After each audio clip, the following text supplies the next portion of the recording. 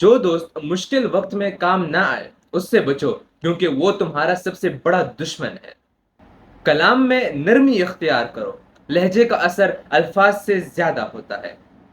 انسان کا سب سے بڑا کارنامہ یہ ہے کہ وہ اپنے دل اور زبان کو قابو میں رکھے۔ خود کو سب سے بہتر سمجھنا جہالت ہے۔ ہر شخص کو اپنے آپ سے بہتر سمجھو۔ السلام علیکم ویورز، امید کرتا ہوں کہ آپ سب خیریت سے ہوں گے۔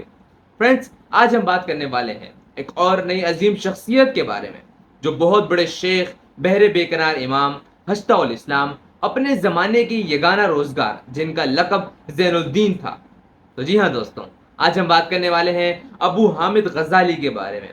تو چلیے دوستوں، ان کے بارے میں تھوڑے ڈیٹیل میں بات کرتے ہیں۔ ابو حامد غزالی اسلام کے مشہور مفکر اور متکلم تھے۔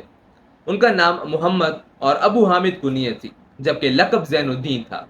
ان کی ولادت 450 ہجری کو طوس میں ہوئی۔ ان کی ابتدائی تعلیم طوس نشاپور میں ہوئی۔ آپ نے ابتدائی تعلیم طوس صوبہ خراسان ایران میں حاصل کی۔ اس کے بعد نشاپور ایران کا قصد کیا، جہاں امام حرمین عبد الملک بن عبداللہ سے اکتساب علم کیا۔ آپ رحمۃ اللہ علیہ کی پوری زندگی مختلف علوم حاصل کرنے، انہیں پھیلانے اور امت مسلمہ کی اصلاح میں گزری۔ نشاپور سے وزیر سراج کا نظام الملک طوسی کی دربار میں پہنچے اور 484 ہجری میں مدرسہ بغداد میں مدرس کی حیثیت سے مامور ہوئے۔ جب نظام الملک اور ملک شاہ کو باطنی فدائیوں نے قتل کر دیا تو انہوں نے باطنیہ، اسماعیلیہ اور امامیہ مذاہب کے خلاف متعدد کتابیں لکھیں۔ اس وقت وہ زیادہ تر فلسفہ کے مطالعہ میں مصروف رہے، جس کی وجہ سے عقائد مذہبی سے بالکل منحرف ہو چکے تھے۔ ان کا یہ دور کئی سال تک قائم رہا، لیکن آخرکار جب علوم ظاہری سے ان کی تشفی نہ ہوئی تو تصوف کی طرف مائل ہوئے، اور پھر خدا، رسول، حشر و نشر تمام باتوں کی قائل ہو گئے۔ 488 ہجری میں بغداد چھوڑ کر تلاش حق میں نکل پڑے اور مختلف ممالک کا دورہ کیے، یہاں تک کہ ان میں ایک کیفیت سکونی پیدا ہو گئی، اور اشعری نے جس فلسفہ مذہب کی ابتدا کی تھی انہوں نے اسے انجام تک پہنچا دیا۔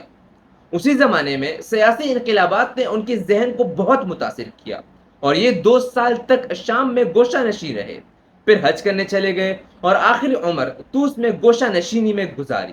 ذہبی لکھتے ہیں کہ غزالی بہت بڑے شیخ، بہرے بے کنار امام، ہجتہ الاسلام، اپنے زمانے کے یگانہ روزگار، جن کا لقب زین الدین، کنیت ابو حامد اور نسب محمد بن احمد طوسی شافعی غزالی ہے۔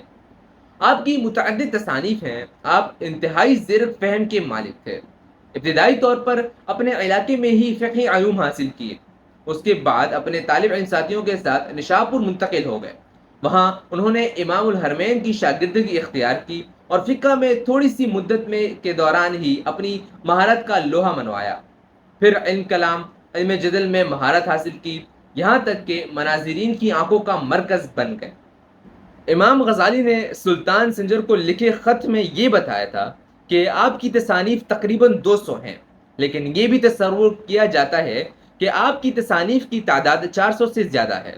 لیکن مغربی اسکالرز نے تحقیقات کر کے طے کیا ہے کہ ذیل کی فہرست آپ کی تصانیف ہیں، ان میں عربی اور فارسی زبانوں میں لکھی گئی تصانیفیں ہیں۔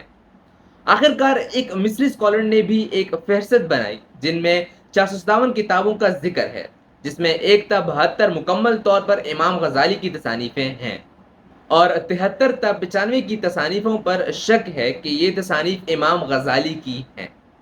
دیکھنے کے لیے شکریہ دوستوں، ملتے ہیں اگلی ویڈیو میں، تب تک کے لیے اللہ حافظ۔